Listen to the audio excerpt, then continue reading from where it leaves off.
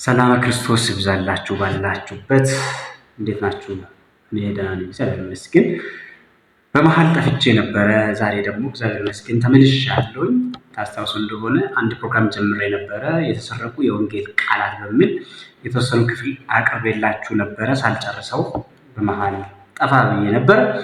እንግዲህ ሁኔታዎች ደግሞ ተስተካክሎ እግዚአብሔር ይመስገን ዛሬ ተመልሻለሁ። ስለዚህ ከዛሬ ጀምረን እንግዲህ ያቆምኩትን ካቆምንበት ወደ 7 ክፍሎችን አይተናል። የሚቀጥሉት ብዙ ክፍሎች አሉ።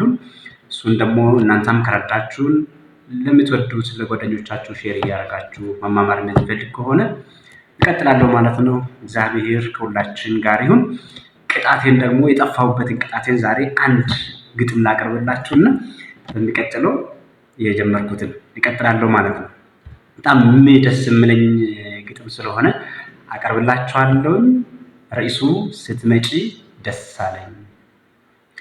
በአዘን ተውጬ ተቀምጬ ሳለው የማደርገው ጠፍቶኝ ጣራ ጣራ እያየው ስትመጪ ደስ አለኝ ብርታትን አገኘው ድንግል እመቤቴ ሰላም እልሻለሁ። ዓለምን ወድጄ ከሷ ጋር ሲዞሪ በአጽአት ወድቄ ሕጉንም ስሽሪ ነፍሴን እየቀጣው ለስጋዬ ሲያድር ስትመጪ ደስ አለኝ የአምላክ ማህደር ባንቺ ነው የወጣው ከመከራ ጦር።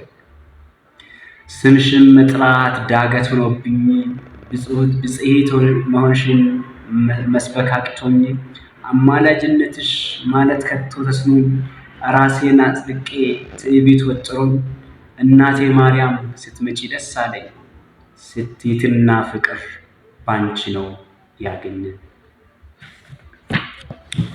የነፍሴ ጠበቃ አለኝታዋ እናቴ የኑሮ ትርጉሜ የሆንሽን እመቤቴ ስትመጪ ደስ አለኝ ድንግል እመቤቴ ምንኛ ጉዳት ነው እኔ አንቺን ማጣቴ።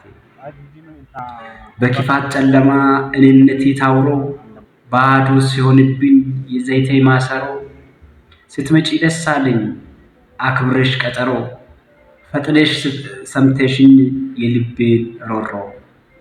የወይን ጠጅ አልቆብኝ ሰው ሁሉ ሲቆብኝ መፍትሄው ጠፍቶኝ የማደርገው ሳጣ ስትመጪ ደስ አለኝ ድንግል የኔ ዕጣ። ያ የምልጃሽ ቃል ከአፍሽ ሲወጣ ውሃው ተለውጦ ወይን ሆኖ ተጠጣ። መራራው ሕይወቴ በልጅሽ ታፈጠ። ወስብሐት ለእግዚአብሔር።